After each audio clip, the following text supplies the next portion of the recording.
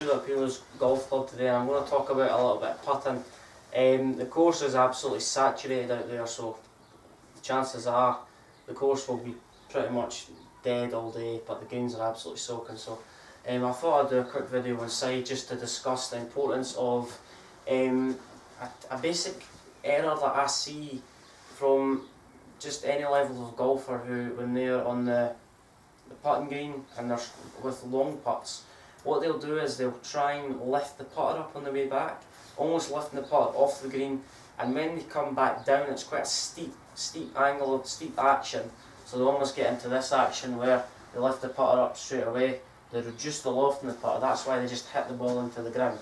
So it's almost this action where they take the putter back and they hit the ball right down into the ground. So what I'm going to try and get across today is the importance of just trying to divert that way of intuition of trying to lift the putter up and then drop it back down. So this is a famous tip from Dave Stockton, two-time PGA Tour winner or PGA champion, and what I'm going to try and do today is get you into a habit where we're trying to focus on the back of the left wrist. So let's say that we address the golf ball. So I do it cat-handed, I do it not the conventional way, the other way. I'm left-handed, so I like to lead the stroke with the left hand. Obviously I play golf right-handed, but why not try a different method if you're playing the wrong way around effectively? So I used to try to play golf left-handed when I was younger, but me being left-handed, it was unnatural to me. But I always try and adopt a method. When I'm carrying my putter, I'll always carry it in my left hand. So it gets me into a habit of extending that left hand.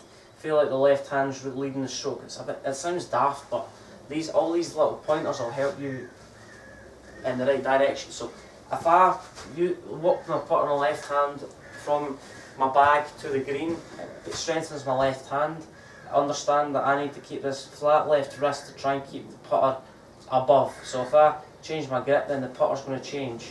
So what I focus on is when I address the ball, what I'm going to focus on today is the back of the left wrist. So make sure that maintains its position towards the target. So what a lot of golfers do is when they lift the putter up, my left wrist will point down to the ground. So if I do this action, I'll come close to the camera. So I lift the putter up, my left wrist goes down the way in that cupped position. That's where you're going to reduce loft. You're almost going to strike off the bottom of the club because you're not maintaining loft on the golf club. So you're reducing the loft, leading edge slightly digs in if there is a leading edge on the putter. But if you reduce the loft, you're going to poor strikes. You're going to lose speed because the club's digging into the ground. You're going to reduce the roll time, and it's just going to jump up in the air. So if you struggle with putts bobbling or jumping up in the air, try and incorporate or don't allow that method to creep into your game.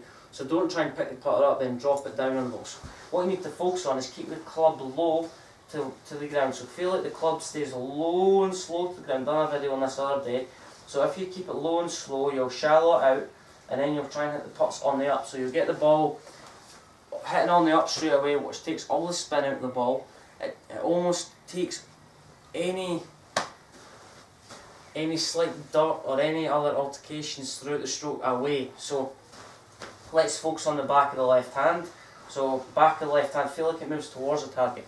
So if the left hand breaks down, then that's where the club face is going to change position. So if I was to go into a position where the back of the left hand flips over, then I'm going to pull it. So the back of my left wrist there is pointing left.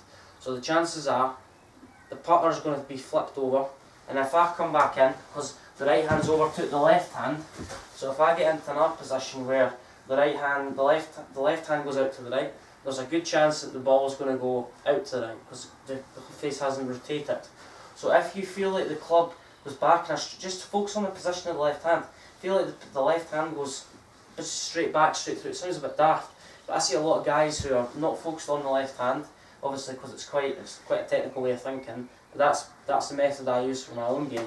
So if they take the putter back, they're too busy about taking the putter back and through that they're almost taking the club back too far on the inside or too far on the outside. So focus on the left wrist. If your grip's correct and you keep a flat left wrist, then that will maintain its position all the way through. So keep the left wrist moving towards the target so it doesn't break down. The key to success is a flat left wrist.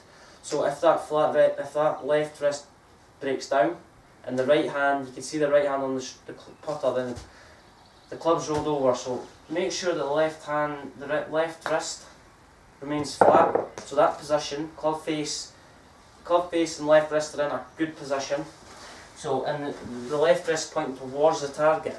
So instead of this where the right hand kind of rolls over and the putter face is closed. So it's not the ideal putting game, but so there's a method to focus on. So in order for you to maintain a flat left wrist, we need to put more pressure. We need to push more with the right hand. So if you push more with the right hand, that anchors the left hand in. So from here, put pressure on the back of the left hand with the right hand. So if I do the conventional route, so if I left wrist on the club, I'll start with the left hand first, because that's the hand that leads the stroke. Then right hand on, that'll square the club face up. Put more pressure on the left hand, because that'll maintain this flat left wrist. But make sure that you keep the left wrist light but firm. From here, just go back and through. So if my left wrist was to break down and flip the right hand over, then you're going to reduce the consistency that you want through your putting, and you're going to leave a lot of putts short. So most putts that come up short are pure strikes. So if you maintain that flat left wrist, that will get the strike more towards the centre of the club face, or the percussion spot, what you want to refer it to as. And if you've got any thoughts on that video, let me know and post a comment below just to basically give me an indication of what you think of that video on putting. So if you're struggling with lifting the putter up, reducing loft, leaving putts short, then you need to focus on another method where you keep the putter low to the ground, take the club back a little bit shallow, but make sure you maintain the flat left wrist. So if we flip the club up, if we lift the club up, that puts the left wrist out of position, it puts it in a slightly cupped position. As you come through, it's quite weak. So if we maintain the low to the ground, the hands, we create this triangle. So we create this triangle, forearms and shoulders. So that triangle won't break down. The minute that left wrist breaks down, that triangle's out of position. So if the triangle stays